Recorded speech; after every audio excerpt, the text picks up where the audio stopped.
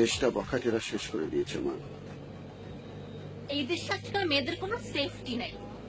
এই মনে করেন পাবলিক বাসে উঠে বসে বাপ চাচা বয়সী কোনো সেফ ভেবে যদি তার পাশে গিয়ে বসি, দেখা যায় ওই লোকটা চোখ ম্যাট্রিক ইন্টার পাশের ছেলেদের চোখ বেশি ধারালো। কি আর বলবো।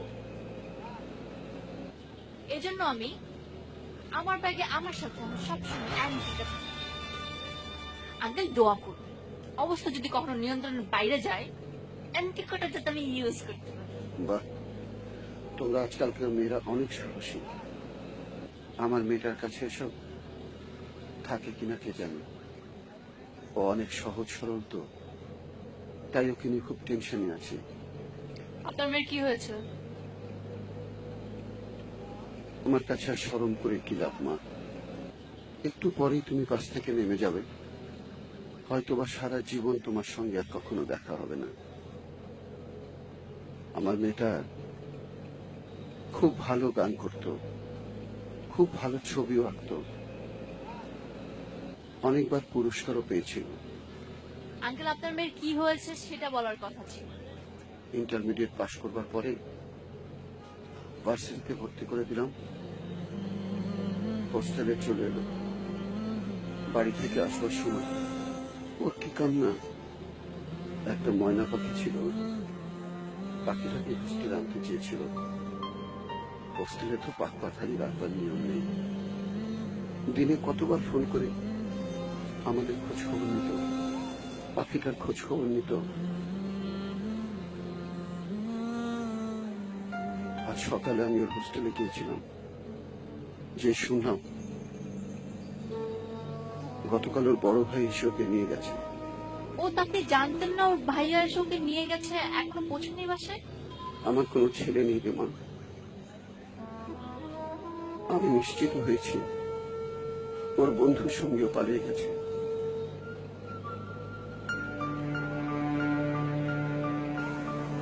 এখন আমি বাড়িতে গিয়ে ওর মাকে কি বলবো? ওর মা তো কান্নাকাটি করে সারা এলাকার লোকজন জড়ো করবে। আমি মুখ দেখাবো কি করে রে মা? নিজের রক্তের উপরে আর বিশ্বাস রাখতে পারি না তোমার। চোখের পানি রক্তে যেতে ভারী মনে হয়।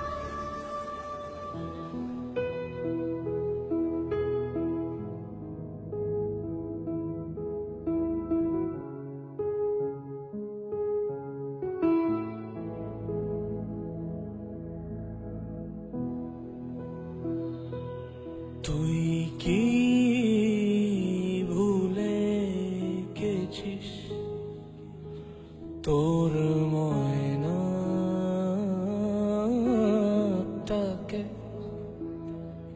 তোর বালিশটাকে, তোর বাবা মাকে? তুই কি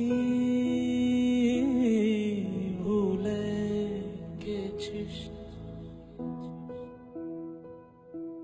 সেই আমের গাছে ধরেছে আজ মুকুল? আম সত্যের খোঁজে তুই কি হবি বেকুল?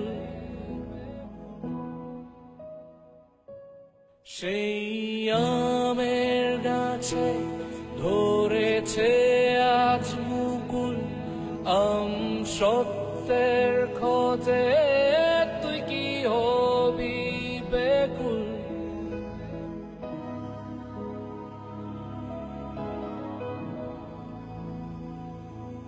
তোর জন্য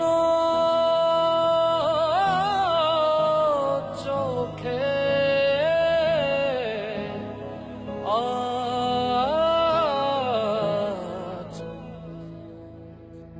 আজ এত কান্না, তুই ছিলি বাবার একটি পান্না।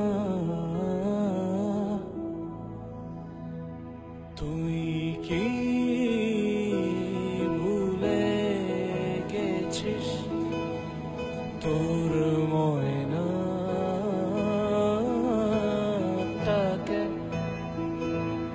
তোর বা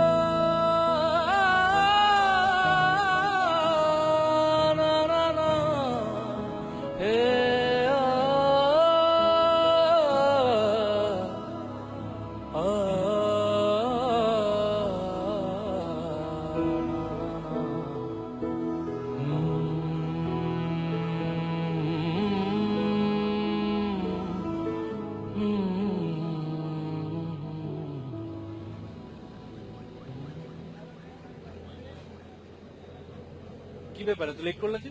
আরেকটু হলে তো আমি নিজে তোমার কাছে চলে আসতাম। এনিওয়ে, দাও একটা দাও। আবির, কি ব্যাপার দাঁড়িয়ে আছো যে? চুপ করে আছো কেন? কিছু বলছো না কেন? আমি এভাবে যেতে পারবো না তোমার সাথে। এটা কোন ধরনের কথা বলছো? আসলে তোমাদের মেয়েদের না ঢং দেখতে পাচ্ছি না। সবকিছু কনফার্ম করলাম, কক্সবাজার টিকিট ওকে করলাম, আর এখন তুমি বলছো যাবা না। কেন যাবা না? আমি এভাবে পারবো না। আমি আমার বাবা মাকে কষ্ট দিয়ে এভাবে যেতে পারবো না।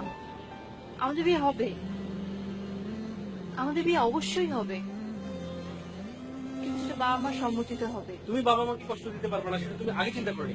এখন কেন চিন্তা করছো? শোনো, তুমি কোথায় যাচ্ছ? শোনো সারা,